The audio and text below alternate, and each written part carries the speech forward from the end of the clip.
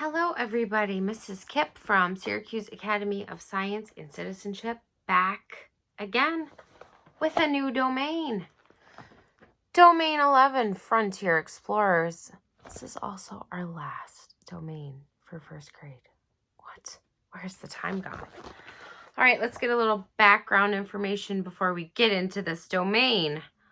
So, where do we live? We live in a city, a state, and a country. So, the city I live in is Syracuse. The state I live in is New York. And the country I live in is the United States of America. So, although everyone in our class might live in a different city, we all live in New York State and we all live in the country of the United States of America. All right, so there's not always been a country known as the United States of America. Native Americans were the first known people to live in North America, and European settlers did not originally live in North America. Long ago, the United States was much smaller than it is today. For a time, European settlers only lived on the east coast of what is now the United States. For the next several days, we'll be learning about how the United States grew in size and how this growth affected Native Americans, settlers, and the landscape. So, as we learned in A New Nation, American Independence, that was our last domain, more and more people came over from Europe after Columbus and formed colonies. Before the United States became a country, there were 13 colonies that were ruled by the British king and government. These colonies displaced many of the Native Americans already living in the area and forced them to leave their homes and move west. The 13 colonies decided they wanted to declare themselves a free and independent nation, and that Thomas Jefferson was asked to write the Declaration of Independence. Colonists declared independence from Great Britain, which resulted in the Revolutionary War. We will briefly review what we've already learned about the early history of the United States and the people who lived there. We will also hear about one of the first explorers of the American West, Daniel Boone. So let's listen carefully to find out about one of the difficulties or challenges faced by Daniel Boone and other people who wanted to move west. All right, so the title of our read aloud today is Daniel Boone and the Opening of the West. Our objectives for today are to locate the Appalachian Mountains on a map and recall basic facts about Daniel Boone. All right, Daniel Boone, who are you? Here is our first picture of the United States. Today, people from all over the world live together in communities from one end of the North American continent to the other, from the Atlantic Ocean in the east to the Pacific Ocean in the west, and everywhere in between. This map of North America shows the United States in green. You can see lots of thin white lines outlining the states that makes up our country, the United States of America. However, hundreds of years ago, the map of the United States was much smaller than it is today. So see all the thin white lines on here? Like this is Texas, this is Florida, New York is right here. All those thin white lines is what separates the states from each other. Here's a picture of Native Americans. Long, long ago, the only people who lived in the continent of North America were people now known as Native Americans. Native Americans had lived in North America for thousands of years. Native Americans lived in both seasonal and permanent villages. They used great knowledge of the land and its resources to create a great number of villages and cultures. Here's a map of the world. At the same time, far away on the other side of the ocean, many other people had their own towns and villages. These people lived on the continent of Europe and were known as Europeans. About 600 years ago, Europeans began to leave their lands and sail to other parts of the world, seeking spices, gold, and other riches. Some of these explorers arrived in North America.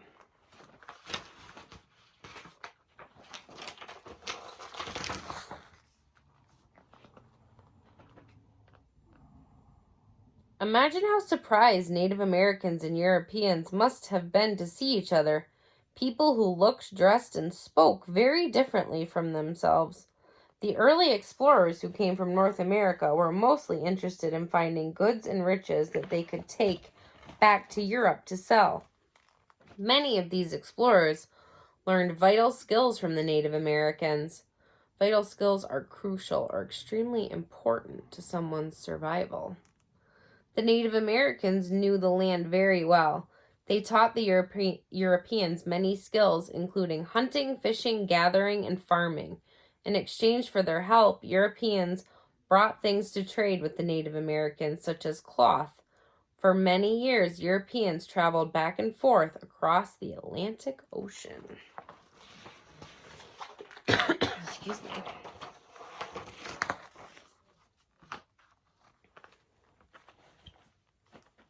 Some Europeans were content to just trade with the Native Americans, but others became interested in starting settlements because they wanted to live on the continent as well. Settlements are places where people make their homes in a new land. The English started two early settlements in North America in the 1600s.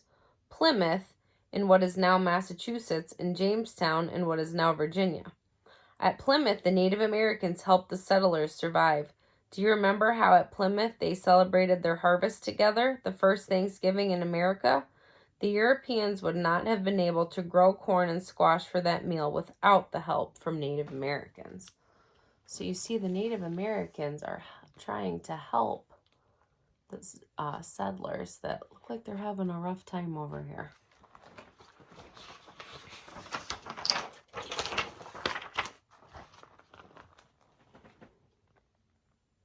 As time passed, more and more Europeans arrived to start settlements in North America, even though Native Americans had already been living in their own communities on that same land. Fights over the land began to erupt, as each group refused to share the land.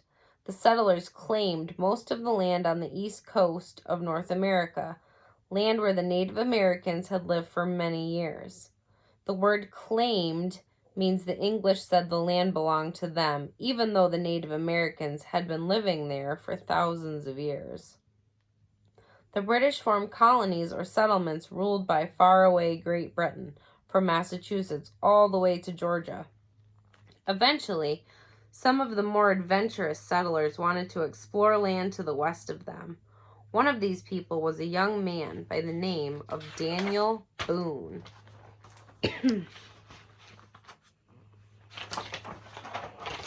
And there he is, Daniel Boone. Daniel Boone was born in 1734 near the town of Reading, Pennsylvania.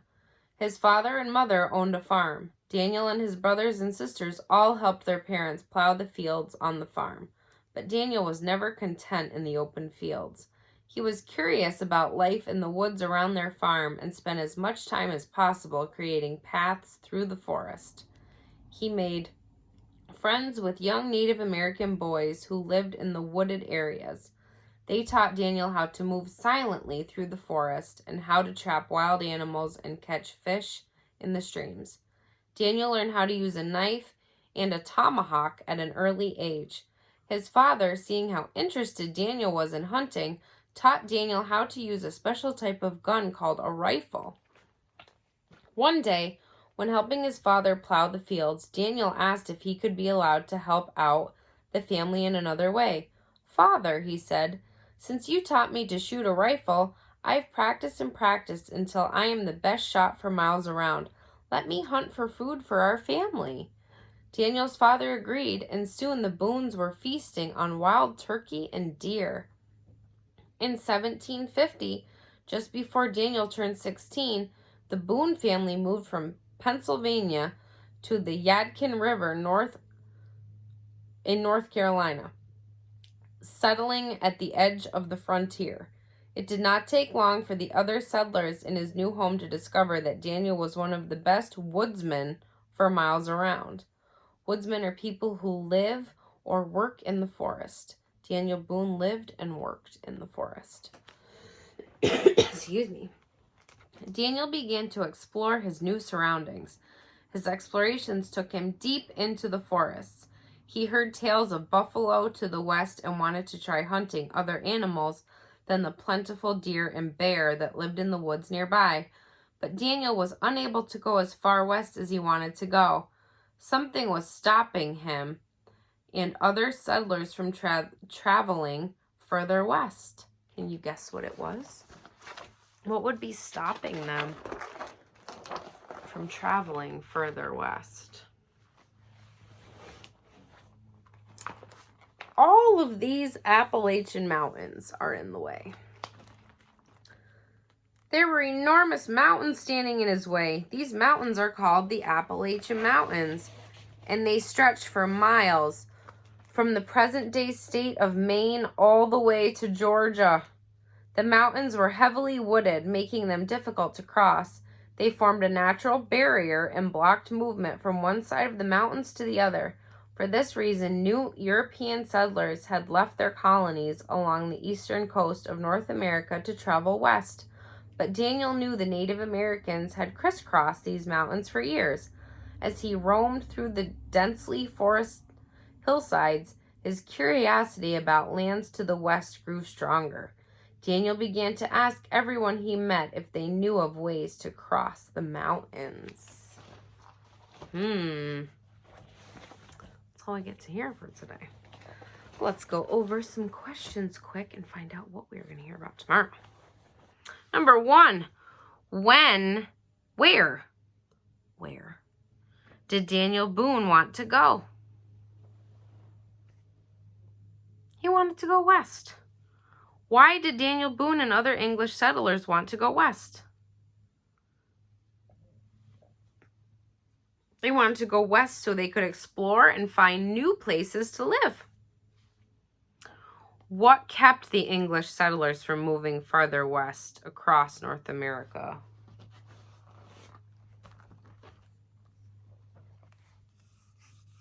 What are those?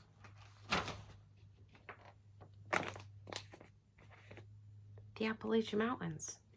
That's what's in their way from traveling. They don't want to have to keep going up and down mountains. That's going to take forever, especially to go somewhere you don't even know where you're going. You don't know what's on the other side of those mountains. Okay, how would you describe Daniel Boone?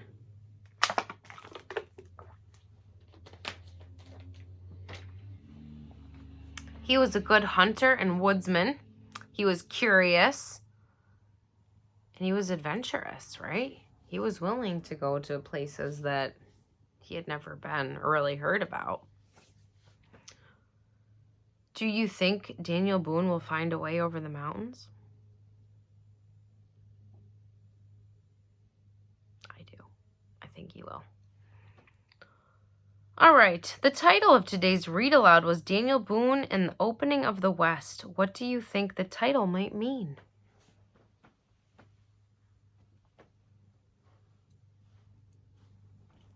Daniel Boone is looking for a way over the Appalachian Mountains to open the West to settlement. So that kind of gave it away. He is going to find a way over those mountains. Just can't wait to hear how. All right. An important vocabulary word from today's lesson is the word woodsman. In the read aloud, you heard, it did not take long for the other settlers in his new home to discover that Daniel Boone was one of the best woodsmen for miles around. Woodsmen are people who live in the woods and are good at hunting and living off the land. Woodsmen would find their own food, build their own houses or shelters, and live in the forest. The woodsmen crossed paths in the forest. Would you want to be a woodsman? Why or why not?